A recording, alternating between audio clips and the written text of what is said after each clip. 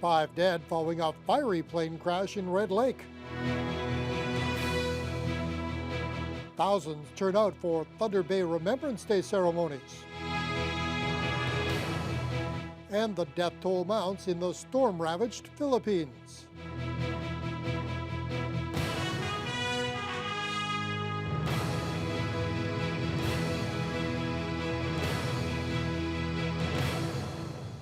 Good evening and thank you for being with us. The Transportation Safety Board is investigating the cause of a fatal plane crash near Red Lake that's claimed the lives of 5 people. A Bearskin Airlines twin-engine plane crashed and burned on its approach to the Red Lake Airport yesterday evening.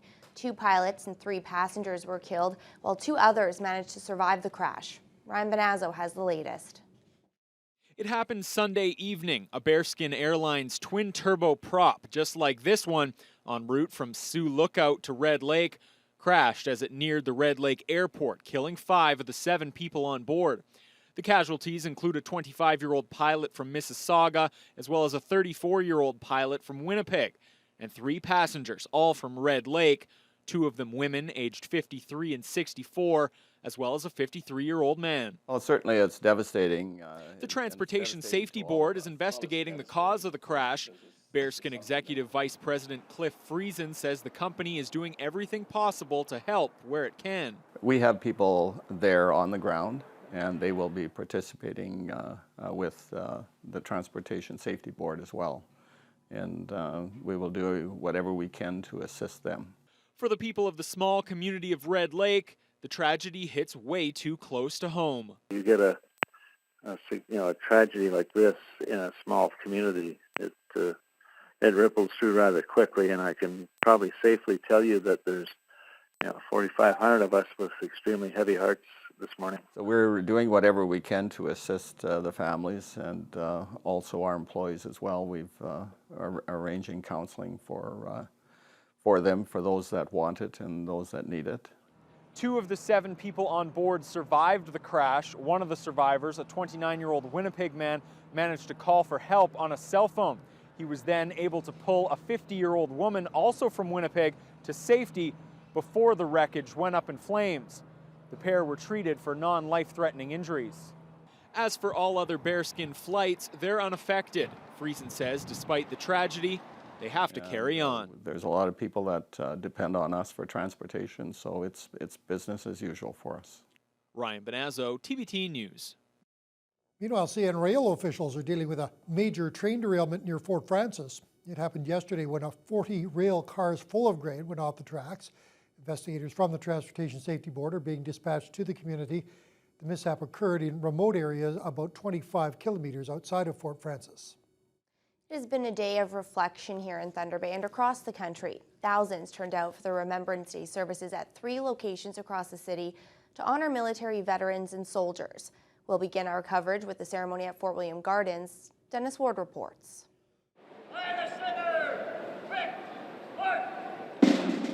People were on their feet and cheering as the parade marched into the gardens, led by the color parties. People of all ages turn out to pay their respects to local veterans and those who are serving now. Silver Cross Representative Marion Leet lost a cousin and a father-in-law in the Second World War. She hopes the younger ones appreciate all of those who gave the ultimate sacrifice. It means a lot to me because I know living in England through the war, if it hadn't have been for our veterans, I wouldn't have been here today. And neither would a lot of other people. So I just want to say thank you to our veterans. I try to say thank you every day. Parade Commander Roy L'Esperance hopes people reflect on the country's war heroes more than just once a year. He's been part of the ceremony at the Garden since 1991 and has watched as the number of veterans has dwindled. Although he never served on the battlefield, his father did.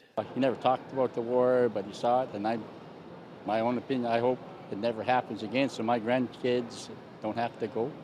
And without these 10 or 15 people that we had here and the rest, who knows what could have happened. Taking the salute this year was Second World War veteran Mike Kalaska. He joined a Polish unit in 1940 and fought in Syria, Palestine, Libya, and finally Italy. He was one of more than 4,000 Polish soldiers who were admitted into Canada following the war. November 11th isn't just Remembrance Day for him, it also marks National Independence Day in Poland. For us was the beginning of new country, freedom. And Polish people were under 3 foreign countries who didn't permit us anything. We couldn't, we had to speak their languages, learn schools, attend their schools. We were under occupation, almost like without any rights.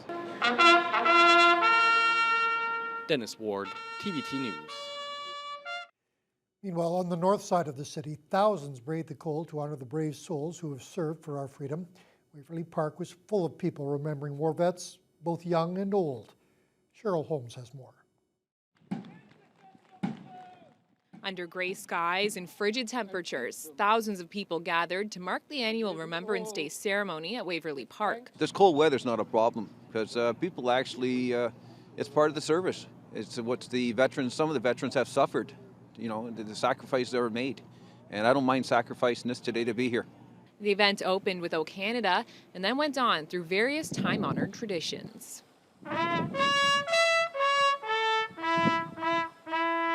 The notes of the last post rang over the chilly downtown North Core, introducing a minute of silence to remember the veterans and the service people who've lost their lives for our freedom. The Royal Canadian Legion, it is our duty to remember all veterans of all conflicts, peacetime, UN duty. 2013 is the 60th anniversary of the Korean War. A number of vets participating in the ceremony were men and women who have fought in Afghanistan. They came together with vets from the Second World War, Korea, and peacekeeping missions, all united in remembrance. Navy Lieutenant Benjamin Serrato says that's one of the main reasons he joined the forces, to honor those from the past and to keep the legacy and camaraderie going. He says every generation has to learn what previous generations have done for us. The Canadian Armed Forces as a whole does a good job about spreading public awareness to the new generation and teaching the new generation what it was that our vets have fought for us in the past. I think we get caught up in day-to-day lives and we forget. We need to take that day and to remember. With thousands of people, young and old, there was one message that rang strong throughout the ceremony at Waverly Park. We cannot forget. We will never forget. What I always say is thank a veteran. It's not an easy life. All the people in the armed forces have sacrificed a lot just so that everyday people, us as well, can enjoy the simple things in life. Cheryl Holmes, TBT News. Despite the cold weather, a couple hundred people gathered at the top of Mount McKay to take part in the annual Fort William First Nations service. The tradition began back in 1995 when Second World War veteran Frank Banning came up with the idea of honoring Aboriginal soldiers. His daughter Catherine has been the master of ceremonies since the beginning. She said this year's turnout was unlike any other. A whole troop of 30 to 40 members of the Lake Superior Scottish Regiment and students from both Grand Morgan and Algonquin School were in attendance. Banning says it's important to carry on the legacy of their veterans through their youth. It's easy for us to forget, and that's the one thing that I like so much about the week leading up to Remembrance Day is all of the media coverage, the television coverage of the past events of the wars. It's easy for us to forget when we don't see it or live it every day, but the veterans cannot be forgotten, and the sacrifices that they made, they deserve that recognition. The ceremony wrapped up with a traditional drumming song, a musical rendition of the classic poem In Flanders Field, and the laying of wreaths. Elsewhere, a brand new committee has been created to look deeper into issues with taxi cab service across Thunder Bay. Councillor Brian McKinnon is one of 5 members who currently sits on the committee. He says a number of issues have been brought to him, such as long wait times and the cost to take a cab. The newly appointed group doesn't have a set meeting each month, however, they do plan on meeting often. McKinnon says they are looking at a variety of options, but it's going to take a bit of time to see who should hold the responsibility, the local police services board or the city bylaw office. Waiting 45 minutes even just in town in the middle of the day. So what does that mean? Does it mean that we have to hand out more licenses. Doesn't mean we have to have an assurance that the 90 licenses we have, you're going to fill them in properly. I'm not saying they are improper, because there are some mitigating circumstances. So those are the kinds of things that we discussed at the very first meeting. McKinnon says they plan on tackling wait time issues and pricing by the time spring rolls around. Snowmobile clubs across Ontario are keeping a close eye on a proposal that could have a major impact on their trail systems. According to Tory MPP Jim Wilson, Hydro One is looking to have the clubs pay 50% of the taxes on hydro corridors used by snowmobilers. And the clubs would also have to install fences and move trails 15 meters from any hydro tower. Officials with Thunder Bay Adventure Trails are objecting to any such move. Jonathan Wilson has more. There's very little information being released publicly, but it appears Hydro One is looking for snowmobile clubs to pay to use transmission line corridors. Can you please explain why local clubs and municipalities are being asked to maintain and pay the taxes on lands that are owned by the province of Ontario? Or is this yet another Liberal tax grab? This is the first I've heard of this, Mr. Speaker, to be very honest with you. It concerns me greatly. I will certainly look into it. Adrian Tessier with Thunder Bay Adventure Trails says that could be a real problem for snowmobilers in places like Ignace, Atikokan, and Kenora, but not around Thunder Bay. As far as affecting Thunder Bay Adventure Trails, we have less than 1 kilometer of our trail within Hydro One corridor, and we don't look at it right now as an immediate issue for us. We can put a bypass around that quite easily. It's just convenient to use it at this time. Tessier says they're all just non-profit groups who bring tourism and recreational opportunities to Ontarians. And he has a real problem with the whole concept of charging snowmobile clubs to use the corridors. To be charged to run on a piece of property that virtually is not used, the hydrant wires are way up in the air, that ground is not used by anybody. I'm not really sure that I understand the government's reason for doing this. It's, for my mind, it's charging us twice. Meanwhile, Tessier says snowmobiling may be making a resurgence in Ontario. A recent sale promotion led to more than 38,000 trail permits being purchased, which was higher than expected. That money is then shared by the various snowmobile clubs for trail maintenance and grooming for the coming year. Tessier says now they just need a lot of snow and a lot of volunteers as well. We're struggling hard, so we're trying to make the best product we can for the riding public, and we would really appreciate more volunteers out there. It's the more volunteers, the less work it is for the rest of us, and the better product we can provide. More information is available on the Thunder Bay Adventure Trails website. Jonathan Wilson, TBT News. Crossing the Current River between Centennial Park and Trowbridge Falls Campground has been a little tricky in recent years. The pedestrian bridge that stood there for 40 years was shut down because of safety concerns in 2010, but now a new and improved structure is in place. The new bridge is now open to the public. There were efforts to have the new structure included in budgets over the past 2 years, but the money wasn't there at the time. The city was also successful in receiving a grant for the new crossing. The bridge has been moved down the river a bit from where the old one stood. Councillor Andrew Fold says that's for a few reasons. It's wider now, so there's emergency access. So if there's an emergency in Centennial Park, we're going to be able to use that bridge and help people if they need help. The other thing is we have direct access to the park, and we moved it away from the actual campground. There were some security issues with the bridge going right into the park, and so we moved the location to deal with many of those issues, and I think the new bridge is in a good location and is going to meet the needs of the users. An earlier estimate put the cost just under $900,000, but the actual cost came in just under $600,000. Well, Fiona, let's switch over to weather now. It was a chilly start to the work week. It wasn't necessarily the temperatures that proved to be a problem, but the biting winds. The biting winds, they were strong winds today, and what it did to the temperatures, well, our high this afternoon was -5, but the wind chill only made it as high as about -13. First thing in the morning, it was down to -18, and that's what you noticed when you headed outside. But the good news was there was a nice bit of decrease in clouds. We had a nice bit of sunshine, but there's only so much you can do against 61 km/h winds from the northwest. Those are cold no matter what you do. We take a look at what's going on across the region, though. Tonight's going to be looking at being fairly clear in some areas. Right now, we're at about -12, -13 to the west down towards Fort Francis.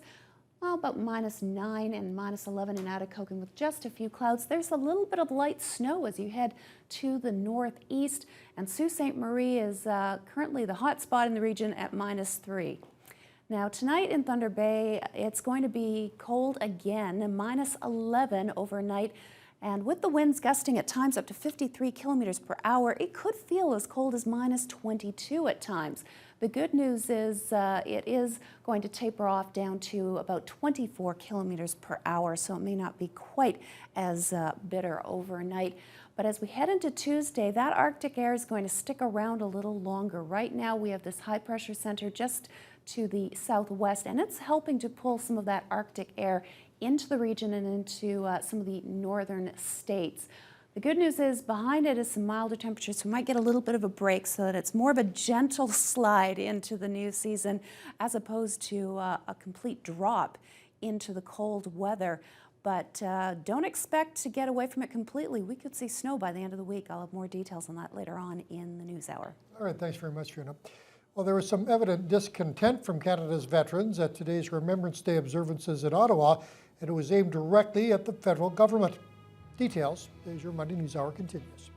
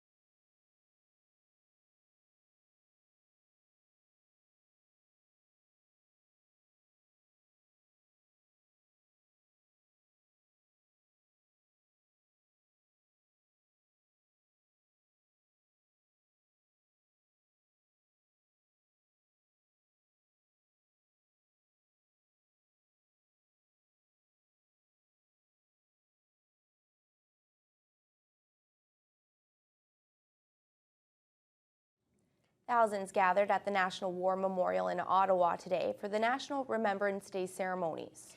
They came to honor the sacrifices of those who died in military service to this country.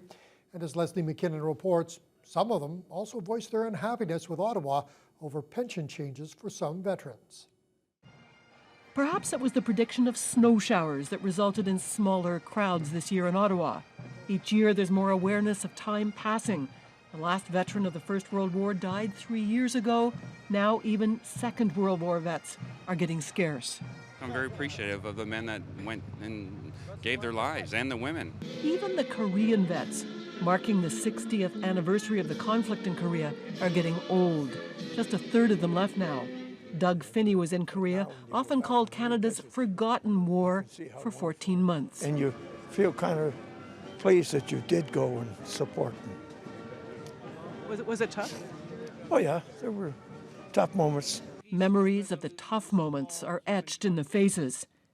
And in some, an undercurrent of anger at new federal government pension changes for younger disabled veterans. This parade commander has led the Vets Parade for 27 years. Veterans come back wounded with missing limbs, and the Canadian government cannot look after them. That is the most disgusting piece of garbage that I ever seen.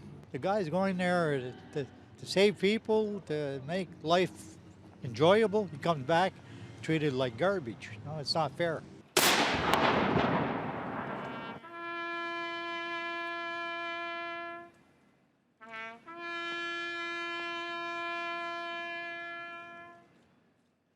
The Prime Minister was on hand to lay a wreath, as was the Governor General, wearing a Royal Canadian Navy uniform. But it's the young who keep the day going, many with a keen consciousness of being a new generation with a duty not to forget. It's snowing and we stand here and you get chilly and all this and you think this is nothing compared to what they've seen and where they've gone through. One, our Canada. Two, for all of us, for freedom. The fact the Veterans Parade is smaller still this year makes it all the more poignant. Leslie McKinnon, CBC News, Ottawa. Every year since 1950, the Royal Canadian Legion has chosen one mother to lay a wreath at the Remembrance Day ceremony in Ottawa. The Silver Cross Mother represents all the mothers of Canada who have lost children serving in the military. Johanna Rumliotis has more on the woman who carried out that role this year. She promised him she wouldn't cry, at least not every day.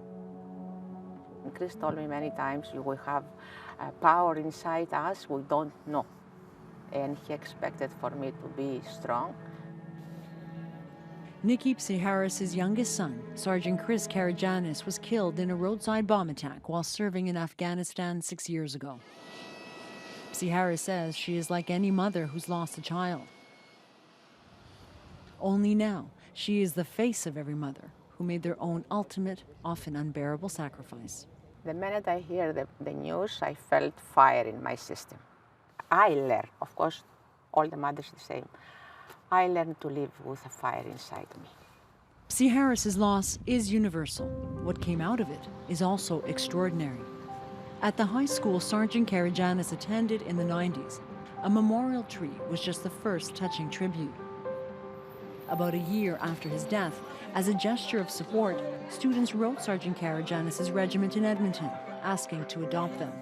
That led to a leadership camp, bringing those soldiers and students together. Yes, I feel close to all of the students there. And I feel when I go there, I want to hug everybody. It was the students' idea to nominate Psiharis for this year's Silver Cross Mall. Jessica Williams wrote a letter of support. The first time I spoke with her, I had to hold my emotions when she talks about her son with so much pride and joy. You can see their pictures here. The school's leadership program, now the Silver Cross, has made the loss a more public one. And with that comes some comfort. And Psiharis says she has no regrets for supporting the path her son took, even if it took him away from her. Every day, it's a hard day. Every day. Especially on a day when she bears the honor no mother wants. Johanna Rumliotis, CBC News, Laval, Quebec. Toronto Mayor Rob Ford addressed a crowd at a Remembrance Day event in that city today. It was his first speech since his crack cocaine admission. The people of Toronto join all Canadians to remember and honor those who have fought for our freedom. Ford was given mild applause when he took the podium with one or two boos from the audience. It's a big week for the mayor. On Wednesday, he is facing a motion that would force him to apologize for lying about smoking crack cocaine and to cooperate with the police investigation. He potentially may also have to answer questions from councillors. There is also talk of more videos or documents being released that could lead to more trouble for Mayor Ford. A desperate search for survivors continues in the Philippines in the wake of Super Typhoon Haiyan. We know at least 1,000 people are dead, but that number is expected to go up. Now the need for food, clean water, and shelter is growing by the minute. Andrew Lee reports. Inside a classroom, a baby wails. People are huddled together. This school is one of the last buildings left standing. Outside, others are scavenging through the rubble, looking for their next meal, looking for something to help them survive. A student sends out this plea. We need food. Mom, please help me. Mom, I'm still alive. Food and water are pressing needs in Tacloban. The typhoon has transformed what was once a port city of 220,000 people into a wasteland. It's difficult. We're helpless like a newborn. It's really difficult. There's no more food inside the warehouse and the malls. A grim new reality is setting in. This is not going to be fixed quickly. Authorities are taxed. Even the day after the storm, we were retrieving bodies at the same time clearing roads. And the problem is 90% to 95% of people in City Hall are also casualties. Police and soldiers have been deployed on the streets to deal with widespread looting. The scene is getting more and more desperate as people resort to any means to get by. Supplies are beginning to trickle in. The Philippine military is helping with their distribution. International help is also arriving. That includes teams from the United Nations. Some U.S. Marines have landed at the Tacloban airport. They arrived with food, water, and generators. I've got airplanes and helicopters. I've got airplanes that can look for people in areas that are stranded. The Marines are putting planes in the air to survey the region and get a better sense of the scope of the disaster. Authorities in the Philippines say almost 10 million people in 41 provinces were affected. There are still areas of the Philippines that are cut off and in desperate need of assistance. For now, those who survived the initial catastrophe must try to hold on and endure and hope that help arrives soon. Andrew Lee, CBC News, Manila. As Canadians and people the world over open their wallets to donate to typhoon relief efforts in the Philippines, our government is sending in its rapid response team to help. Foreign Affairs Minister John Baird calls the need for help tremendous and urgent. Today, Prime Minister Stephen Harper has directed the deployment of Canada's Disaster Assistance Response Team to this devastated region. We are working to ensure that our assets and our personnel are near and ready to assist on a moment's notice. Canada's DART team will be flying out of CFB Trenton later on this evening. Air travel can be stressful at the best of times. Booking reward travel is supposed to offer some respite, but a British Columbia family would disagree after traveling using Aeroplan points. Kathy Tomlinson has more. He's only 2. Still, Mom Emily Grady had to pay almost $5,000 to get him a seat on an Air Canada flight. It just seemed absurd to pay that much for our son to come back with us. Because of a booking mistake by Aeroplan, which is no longer owned by Air Canada. It basically doubled our travel expenses. Grady booked her son and husband on points to come with her to a conference in France. She gave the Aeroplan agent her son's birth date. Aeroplan issued tickets for him to sit on her lap both ways. I do assume that they'll make the right decisions or book the right flights. Micah turned 2 during the trip. At check-in, Air Canada then said his return ticket was no good. Children over 2 must have their own seat. Yeah, we were shocked at what we were charged. That last-minute one-way fare was $4,600. We contacted Aeroplan about this, and it found the toddler's birth date was wrong in its system. As a result, it's now giving Emily Grady a full refund. Take care of it. Just make this go away. Right. That's how I felt when they dealt with me. Travel agent Barry Chen has had his own hassles with Aeroplan mistakes. He says he understands why it was rated the worst rewards program in a recent online survey of 1,300 frequent flyers. I have clients who are million milers on Air Canada. And over the years, they've watched Aeroplan morph into this unmanageable, unlikable loyalty program. Emily Grady is thrilled with her refund, though, and says the family can now afford their Christmas plans after all. Kathy Tomlinson, CBC News, Vancouver. Let's take a look at today's market activity now. In Toronto, the TSX dropped 20 points to 13,358. The Dow up 21 points to 15,783. And the Nasdaq held steady at 39.19. Canadian dollar edged up slightly to 95.5 cents US. Gold fell $3.50 to $1,281 an ounce. And oil was up over 50 cents to climb over the $95 a barrel mark.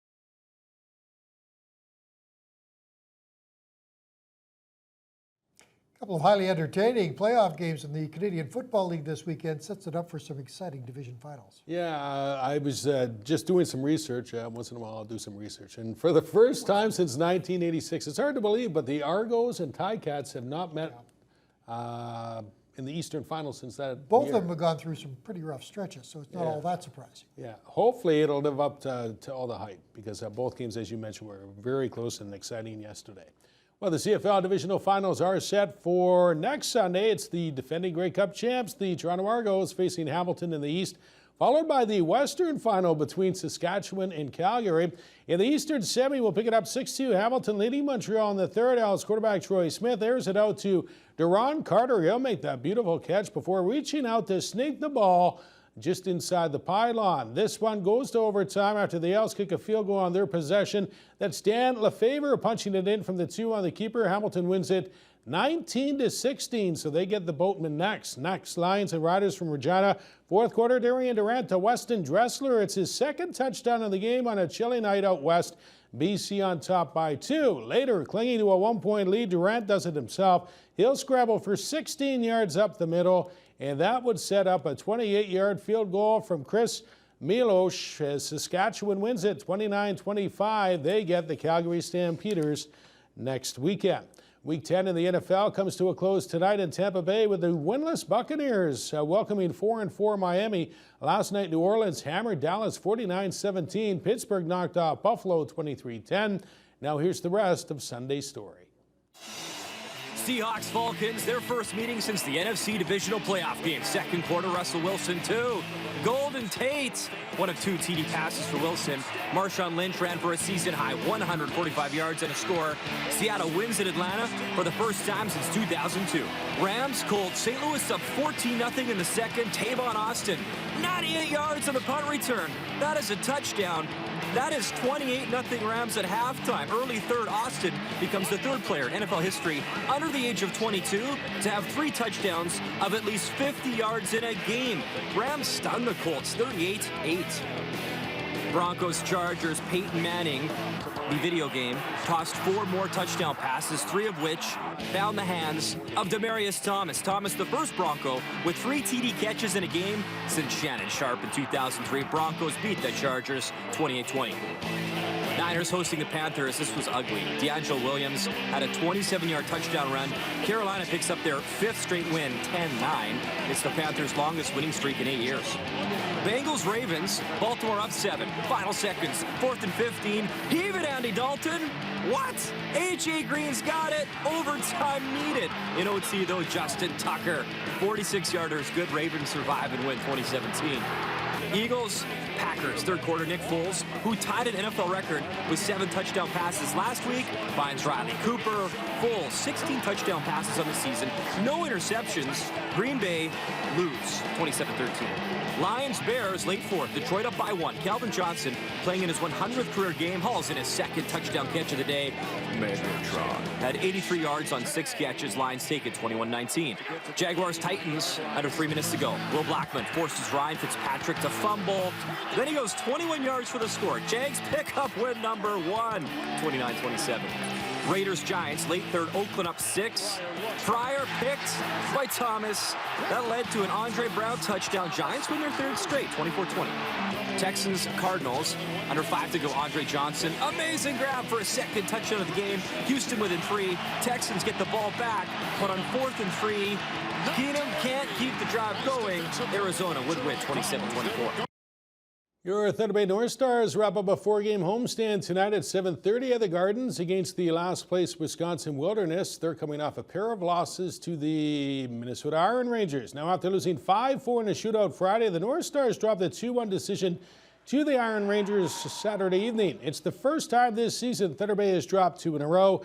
The visitors outshot the North Stars by a combined 77-46 in those 2 games, and head coach Jeremy Aduno says it all came down to goaltending. We can't ask any more of the performance we got, from Eric and Nathaniel this weekend. Both guys played great, made a lot of saves at big times, at key times, and I think if you ask their coaches, they'd probably say similar, have similar remarks to the efforts of their goaltenders. They made some big saves at some key times, and both teams not only had a lot of shots, they had a lot of scoring, a lot of quality scoring chances. So the goaltenders were definitely the difference this weekend. Now, the North Stars are still 1 point up on the Iron Rangers for 2nd in the SIJHL. They'll look to get back on track tonight at home against the Wisconsin Wilderness. Well, Lakehead's Danielle Teal finished in 14th place at the CIS Cross-country running championship Saturday. Despite losing the shoe early in the race, Teal would keep things together. That's not easy to do, running on one running shoe. The women's volleyball team was swept by McMaster, and even in the home comforts of the Fieldhouse, neither basketball team could pick up a W after getting blown out by Carleton Friday night. The men's team hung with Ottawa on Saturday, but would come out on the short end of an 80-75 decision. There were multiple lead changes in the last 5 minutes, but the Wolves just couldn't get it done against the number 3 team in the country. However, the good news is that they showed they can compete with the elite. Last night, I mean, it was a much better overall effort from our guys. There's obviously some game plan issues that, you know, as a coaching staff, we look at and say, what if we did this or what if we did that? A little bit different, but I'm really happy with the way they competed with the experience that these guys have. I think this is one of a growing experiences for us. We're not really looking at our 1-3 record. We're looking at how do we get better today and how do we get better tomorrow and what do we need to improve on, because I keep going back to the experience thing, and this is a new learning experience for us. So if we improve from this, everything else, you know, is going to take care of itself as well. And the women's team really struggled this weekend after also losing big to Carleton Friday. The Lady Wolves got beat 78-52 Saturday. Head coach John Kreiner not pleased with his team's effort, especially in the first half Saturday. They've got a lot of work to do. I didn't think we played with any energy, and I thought that we played really feeling sorry for ourselves. So I wasn't too happy with our team going into halftime. Well, I still feel like there's certain things that we need to improve on. We have to work on those in practice. The nice thing is that we've got the toughest part of our interlock schedule done. That being said, we have 4 quality opponents that we feel that if we can take some of the things that we just did right now, improve some areas, that maybe we can build upon that. So at the end of the year, if we are any opportunity to play some of these teams again, I certainly would like that opportunity. And it proved to be a tough weekend on the court for the basketball teams, but there was an unforgettable moment at halftime of the men's game on Saturday.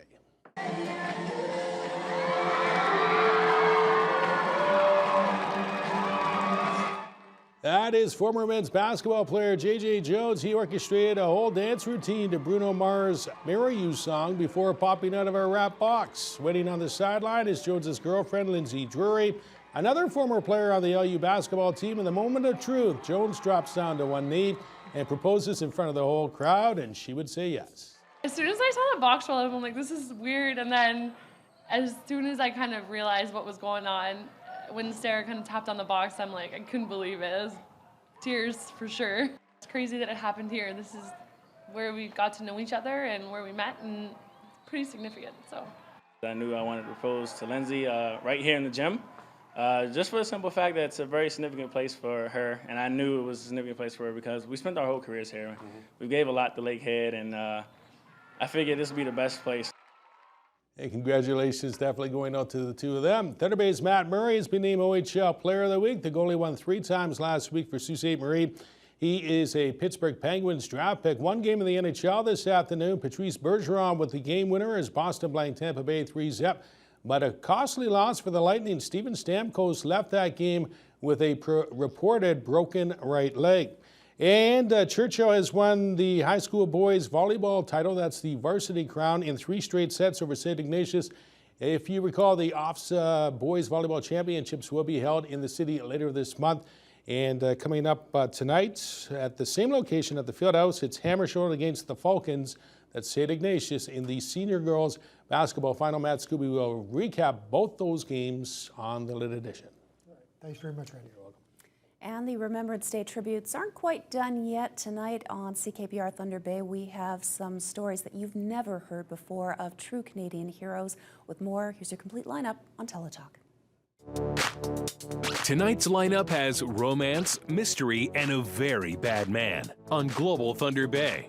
Starting at 8 on Bones, a failed model with a questionable income source is found murdered. Then at 9 on Sleepy Hollow, Ichabod battles a new evil, and Abby gets a surprise visit from Andy. And at 10 on The Blacklist, Liz uncovers a complex plot to destroy the U.S. financial system. Over on CKPR Thunder Bay, we have a history of mystery, dedication, and freedom. First, at 8 p.m. on Murdoch Mysteries, William suspects a cyclist was killed with a stimulant. Then at 9, their untold stories of heroism and hope on Remembering the Great War. Teletalk is brought to you by Points, the traffic ticket specialists.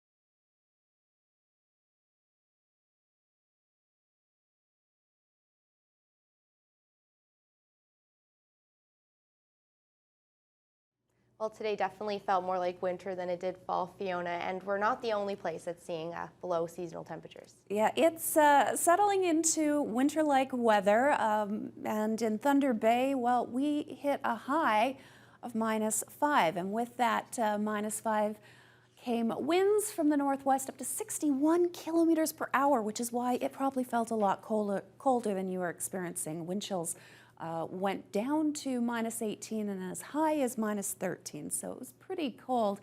And it's chilly pretty much across the country with the exception of Vancouver. Apparently somebody forgot to tell them that winter is moving in. They hit a high of 11 today. They're currently at 10 Celsius, and that's with a whole lot of cloud cover.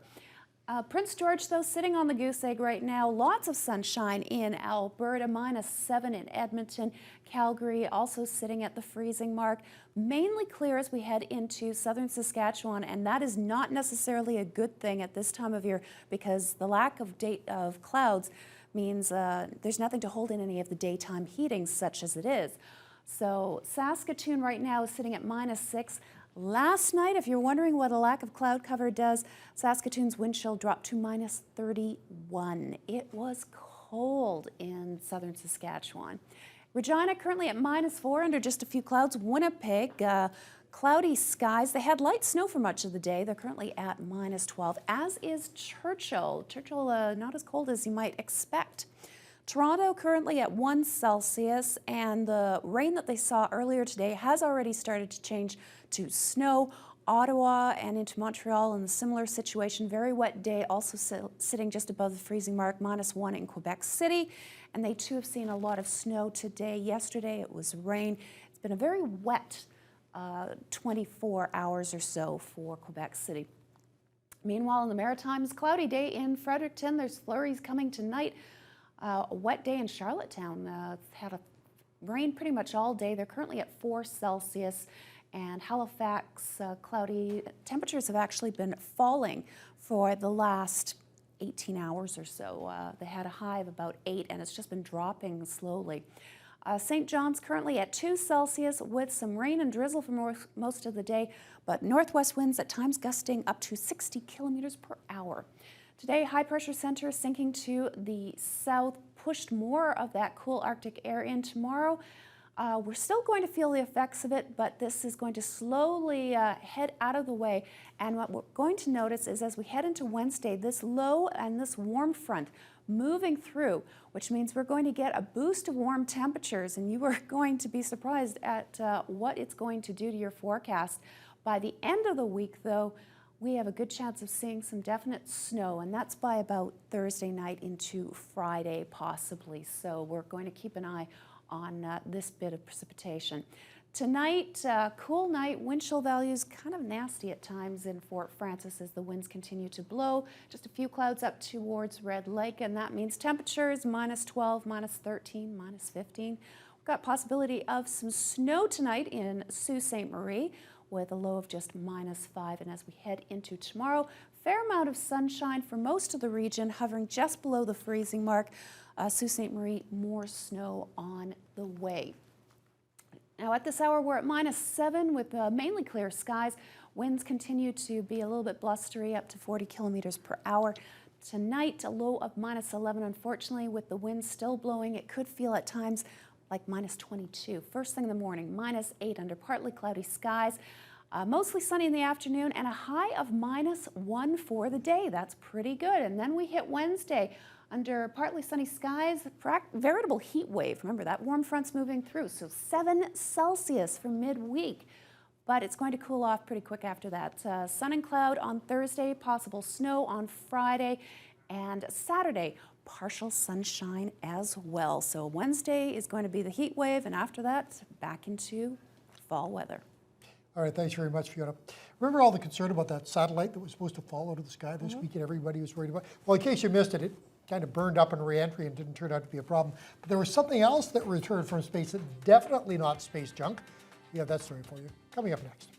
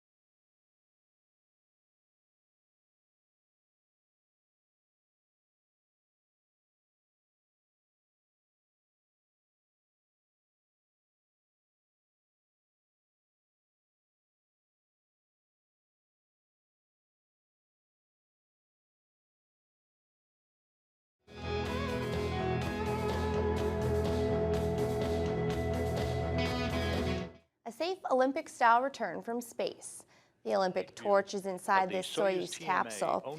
3 astronauts accompanied it on the 3-hour journey back to Earth. While in orbit, the torch went where no torch has gone before, on a special spacewalk outside the ISS. Next up, it continues to trek around Russia before landing in Sochi, just in time for the opening ceremonies of the Winter Games in February. It's kind of neat. Been lots of places, but outer space going to be kind of hard to top, isn't it? Let's recap our top story of the day for you now.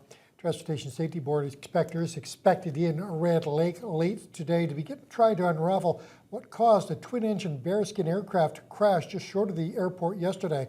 The 2 pilots and 3 passengers died in that crash. 2 others, however, managed to make it out. They've been transported to hospital in Winnipeg with non-life-threatening injuries. The Churchill Trojans have won the high school varsity senior boys volleyball championship. The senior girls final involving top seed Hammersholt and St. Ignatius goes tonight. We'll have recaps on both games later on. And cold temperatures, strong winds, wind chill -22 tonight, but things are going to warm up into midweek. Thank you so much for joining us this evening. Have a good night.